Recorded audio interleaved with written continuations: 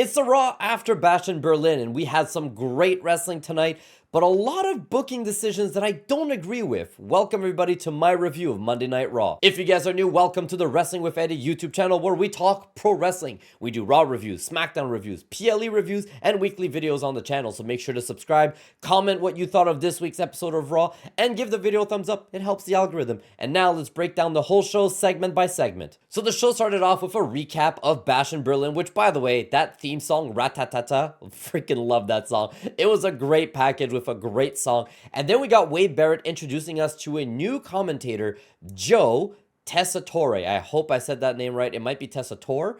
Not 100% sure. And I'll be honest with you guys, I thought he did a great job for his first time. Was he Michael Cole? No. So you would have asked me years ago, I don't think I would have ever said I would miss Michael Cole as a commentator. But Michael Cole has really changed his style, and I really like him in the Triple H era, and he's been incredible. But Joe did a great job on his first show tonight, and Wade Barrett really did a great job being the color commentator on the show too. So I am excited to see more of Joe, or I guess hear more of Joe throughout Raw's weekly shows. And I think he did a great job. Let me know what you guys thought of his first episode tonight as well. Then the show really started off with Rhea Ripley cutting a promo on Liv Morgan, being very happy having defeated Liv and Dom at Bash in Berlin, which by the way, I posted a review of that too, so make sure to go back and watch my review of Bash in Berlin. Rhea basically calling out that she wants a match against Liv anytime, any place, and then that brought out Dirty Dom, who had a brutal looking black eye from this weekend. It was wild to see. Dom not able to talk because the crowd kept booing, basically saying that Liv is not there tonight, and if she wants a match, maybe one day. And then surprise, Liv attacked from behind. They got Rhea caught in the ropes, and they attacked her knee, and she was injured for the whole night. Damian Priest came out, made the save. And then throughout the whole show, there was multiple backstage segments between Rhea and Damian. I'm just going to go through all of them now, even though they didn't happen right away. They just happened throughout the show. The first one was Damian basically telling Rhea he's going to talk to Adam Pearce about having a match with the Judgment Day tonight. And Rhea basically saying, like, please do, and they got her to get checked for her knee. The second segment was basically Damian saying that he got approval for a tag team match against JD and Finn, but Damian doesn't have a lot of friends since he's been in the Judgment Day for many years. And Rhea said that she had a partner in mind, and they started teasing who it was. And by the end, when Damian asked, did the friend say yes to being my partner? Rhea said no. He said yeet. So there you go. Damian and Jey Uso versus JD and Finn was our main event, which was a great way to set that up. Then we had a 6-person mixed tag team match between American Made and Alpha Academy. Now, the match was really great. I think you guys should definitely go watch this match. Before the match started, though, Chad Gable cut a promo backstage talking about how he's not done with the Wyatt Six. And then he pumped up American Made and tell them, like, go out there and defeat my former students. So Ivy Nile, pumped up, walks out with, like, chains around her neck. Brutus basically just, like, gorilla and goes out. And then Julius walks over to Chad, and Chad slapped them so hard, and then he put his mouthpiece on, just screamed, and went out. I was like, my wife and I looked at it, I was like, why? Why did you slap him? Anyways, a very funny moment, and obviously a very good promo by Chad. Match was really good. American Made won the match, and then after the match, Chad Gable came out and called out Wyatt Six for a 4-on-4 tag team street fight match next week. So it's going to be Chad, the Creed brothers, so Brutus and Julius, and Ivy Nile against any 4 members of the Wyatt Six next week. Uncle Howdy came out, cut a very usual Uncle Howdy promo that doesn't make a lot of sense, basically accepting the match for next week. So we're getting a street fight next week, which is very exciting, and I really hope, I've been saying this every week, I hope next week is the actual end of this rivalry. Then we got Zelina Vega versus Shayna Baszler in a fairly quick match, in my opinion. Shayna Baszler got the win here, which is good because I've been talking about how Pure Fusion Collective haven't won enough, in my opinion, to seem like a threat. Lyra Valkyria came out after the match to help Zelina, and then they took her out as well, which again is a good thing. Then Pure Fusion Collective, Sonya basically had a promo basically saying that they're unstoppable. If anyone wants to fight them, come and take them out. And I thought that this was a good way to kind of reset them as a threat, because obviously now we have Bianca and Jade as the new tag team champions. So they got to have a really good heel opponent. And I feel like this is a good way to start slowly building towards that match, maybe further down the line. So this was good. The one thing I don't like, and this is a me thing, I'm not the biggest fan of Natalya, okay? That's one thing you guys are going to start hearing me complain about a lot. I don't think she's that great currently. I think she was awesome at the time. But after this match, we had a backstage segment between Lyra and Zelina talking about how they're sick and tired of Pure Fusion Collective walking around and hurting people, so they have a plan for next week. Because next week is in Calgary. And we all know who's from Calgary. Natalya. So they're setting this up. Why? I don't know why. I'm not a fan of this. This is not a way to get the crowd pumped. Like, Natalya hasn't won anything recently. So, look, I'm not saying she's a bad wrestler. She's just, why is she the big plan that's going to take out Pure Fusion Collective? And if she does, if Natalya is the one that takes out the PFC next week, that makes them look worse. And if they're the ones who beat them in Natalya's hometown, which is what I'm hoping for at this point, the plan failed. So again, this is the first of my like, oh, that's kind of weird. Why are you setting up Natalya of all people? So that's the first weird decision, in my opinion, of the night. Then we got CM Punk cutting a way too babyface promo for who CM Punk is, getting the crowd all pumped up multiple times, swinging his arm. He looked very awkward, but basically saying he is done with Drew and he is moving on because he got his bracelet back and he wants Gunther. He wants to go for the world title, which is like, that's exciting. Very weird that they're moving away from the Drew Punk rivalry. It's exciting that, but it is exciting that he's going after Gunther. And then surprise, surprise, Drew came out and absolutely destroyed him again. And then he took the bracelet and then it was like, oh, he's going to put it back on his wrist or down his crotch, like where it used to live.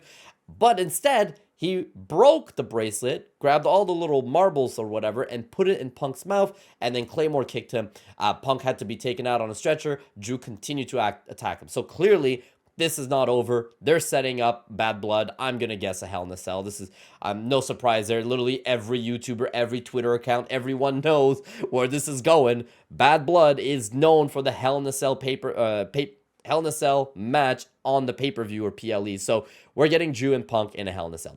There's no way they're not doing this, but it's exciting, and then it's over, hopefully, because this has been going since WrestleMania. Move on. Let's get this over with. But again, I like the tease of Punk and Gunther coming up next. So that's exciting. Then we had our first triple threat match in the tournament for the Intercontinental Championship match between Daddy Dom, not Dirty Dom, Ilja Dragunov, and Dragon Lee. During this match, Damian Priest came out and got Dom to leave the match, which set up Ilja Dragunov and Dragon Lee to have a one-on-one match for most of this instead of a triple threat. And this was great. I think this was my match of the night, the match within of a match of Ilja and Dragon Lee. They both looked excellent in here. I wish the crowd was a little bit more into it. They were good throughout the whole show, but for this part, I just wanted them to be a little bit more pumped up. Ilja won, which was the perfect decision in my opinion. Even though I do like Dragon Lee, I do think Ilja should be set up in this tournament to look really strong, and this was a good way to get the win. They both looked great in this match. So I had a couple moments that I thought Dragon Lee was going to win, so that was good for him too. Then we had the second weird booking decision, in my opinion, of the night, which was Damage Control fighting Alba Fire and Isla Dawn in a #1 contenders match for Jade and Bianca. Now, the match itself, why? Alba and Isla, I've been talking about this for a while, were not credible champions, lost clean, and now they're getting another championship match in opportunity. And then Damage Control lost to Bianca and Jade as well. So I'm like, these are both loser teams fighting for a championship match. So why would I want to see either one of them? Like, it was so weird. Now, Alba and Isla won, which was honestly a surprise because I was like, there's no way they're going to make them fight again. But here we are. They're going to be the ones we're going to get fed to Jade and Bianca next week, which is so weird. But I will say, Kairi in this match dived to the outside and Isla Dawn grabbed Bianca and pulled her and moved out of the way just to kind of get a little bit of tension between Damage Control and Jade Bianca for a future match. But I think the timing was a little off there because Bianca got pulled over, but Kairi jumped further and kind of where Bianca was originally, and she smashed her face so hard on that table, on the announce table, that when she got back in the ring, she was bloody. And clearly this is not her doing it on purpose. She got messed up from that spot. I really hope Kairi Sane is okay, because like that looked awful. We already have Asuka out. We have Dakota Kai out. So if Kairi Sane is also out, Eel's going to be alone, which is very unfortunate. But it was really, really brutal. I felt awful for that spot because you can tell that Kairi Sane and Io Sky slowly starting to rebuild themselves as baby faces and trying, keep damage control alive while every one of their team is injured. And I really hope that this is not just Kairi being out. Her eye was bloodshot, like red, but I don't know where the cut was, if it was her nose, her forehead, her eye, but it was really rough. So I hope she's okay. This match was whatever. It was a good match. Sorry, not whatever. It was a good match, but it didn't need to happen, which was weird decision number 2, in my opinion. And weird decision number 3 was to give Alba and Isla the win again. So I swear I thought this was going to be another one of those shenanigans and we're going to get a 3-way match or whatever. But we'll see where it goes. Then there was a very quick backstage segment where Kofi Kingston was talking to Adam Pearce, telling him what we've all been telling the WWE. The Judgment Day have been champions for 2 months, and they haven't defended the belt a single time. So Adam Pearce like, I'm listening to you. I hear you. They're refusing to defend it, but I know I have a plan. So it looks like we're setting up the New Day against the Judgment Day, which is so random. There's so many other opportunities. Also, where the heck is Odyssey Jones? He's been gone the last 2 weeks, just ran. He was there, now he's gone. What's going on? Anyways, quick segment, and then we had a Gunther thing, which we're going to talk about now. Then we had Gunther come out and cut a promo on defeating Randy Orton and being a living legend, insulting the crowd, which I'm not liking this whole Gunther every week just insulting the crowd. People want to cheer, be a heel, but leave the crowd out of it. It's very weird for him, in my opinion. Anyways, cut a promo and basically saying he's ready for the next challenge, which brought out Sami Zayn, which I got super excited about because I honestly forgot Sami was on Raw for a bit. He's been gone for a little bit now. Sami came out, basically wants to challenge him for the championship, and he said every previous Intercontinental champion used it as a stepping stone for the world title. Macho Man, Triple H, Shawn Michaels, The Rock, Gunther, and Sami saying that he wants to be next. Gunther's answer? No. Dropped the mic, walked out of the ring, started walking up the stage. Sami called him out saying like he knows why he's saying no, and the reason he said no is because he knows Sami Zayn can defeat him because he beat him at WrestleMania. This was a very hard sentence. You don't know how many times I had to re-edit this segment because of the no's and no, but I pulled it off. Sami wants Gunther, and I really like the emotion and the facial expression of both here. Gunther had his back to Sami, and you could tell he was taking it seriously and he was a little bit nervous, but he refused to show it because when he turned around to face Sami, big smile, raising the belt. Turned around again, serious, unhappy, and walking out. So you know that there is a little bit of concern in Gunther in accepting this match. So I really like this. I think this is a great segment. I thought it was a great way to set up the next match. It looks like we're going Gunther and Sami at probably Bad Blood. Gunther's going to probably win, and then we're going to set that up for CM Punk, which CM Punk called him out earlier today. So looks like the next 2 challenges are up, and I really like that for Gunther. He went through Damian Priest, Randy Orton, Sami Zayn, and CM Punk.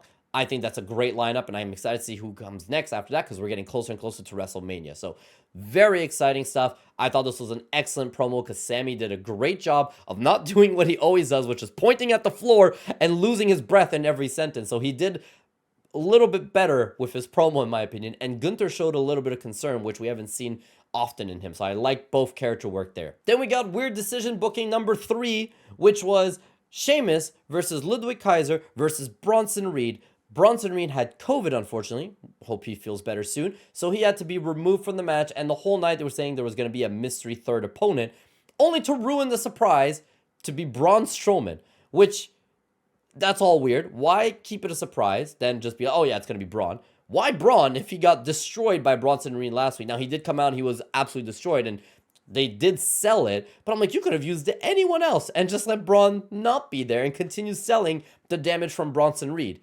But then, weird decision number 4, Braun Strowman won this match.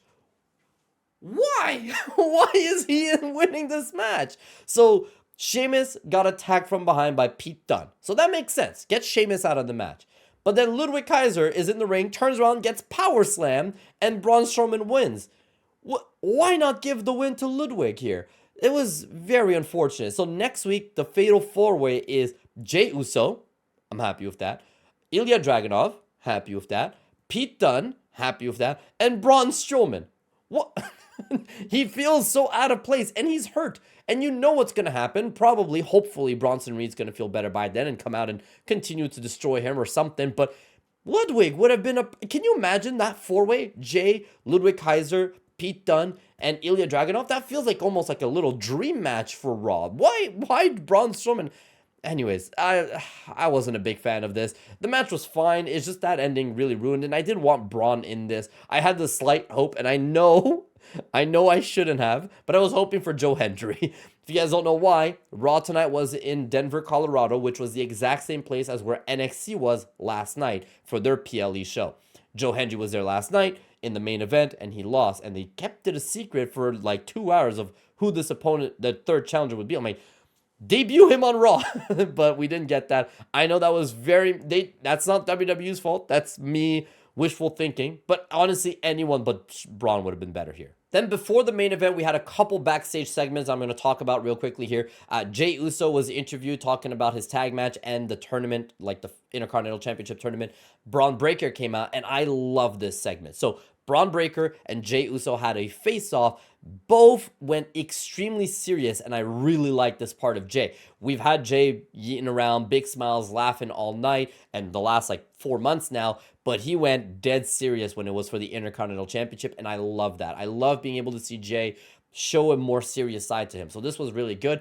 Clearly, they're setting up that Jay's going to win the 4-way match next week, which I'm not a big fan of them just ruining that. Of course, Jay's going to win, but I would have liked Braun to have a face-off with everybody throughout the night, like Ilja and Pete, and I guess Braun Strowman for whatever reason. But instead, we only had him and Jey had a face-off, which weird booking once again, but it is very exciting to see these two are going to be the next matchup. Then we had another segment between Jey Uso and Damian Priest. Damian basically sounds like we have our history, want to make sure we're on the same page, and Jey said, no, you are going through what I went through.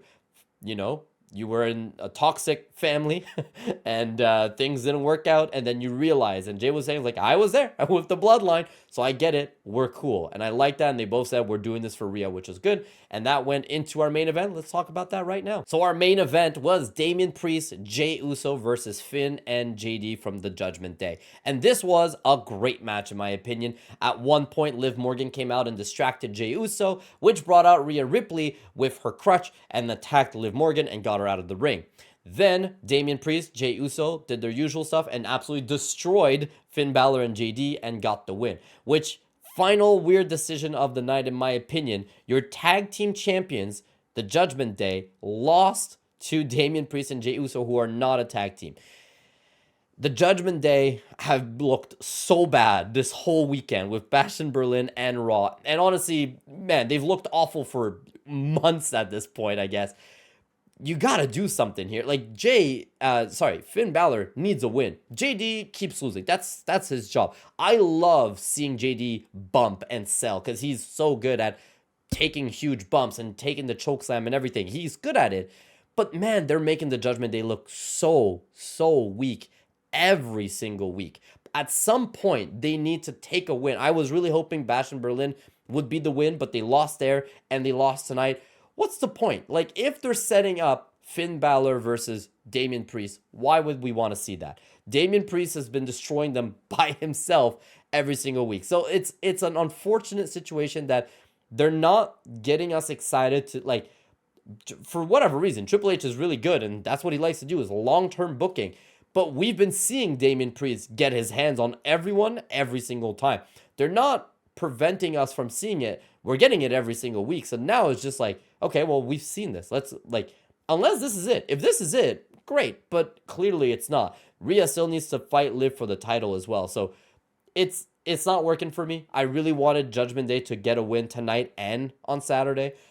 Both, or at least one of them. But them losing 2 nights in a row really makes them look bad in my opinion. So that's pretty much it. And that's my review of this week's episode of Raw. A good show in my opinion. They progress a lot of stories. I'm not personally a fan of a lot of the decisions, but I don't think all the decisions were that terrible. I'd like to know what you guys thought in the comments down below. Next week's Raw is the season premiere, whatever the heck that means, but it is looking like it's going to be a PLE level show. We're getting an 8-man street fight. We're getting the women's tag team titles being on the line. We got a fatal 4-way for the Intercontinental #1 contendership. So a great setup for next week's Raw. I thought it was a pretty good show. Nothing crazy, nothing awful though, as always. I'm going to go with a 7 out of 10, and my match of the night, I'm going to give it to, Damian and Jey had a good one with the Judgment Day, but I think I want to go with the Ilja and Dragon Lee and Dom, even though Dom wasn't there for the whole match. I'm going to go if that was my match of the night. Let me know what you guys thought. Thank you guys so much. Subscribe, comment, thumbs up. Take care. Bye-bye, everybody.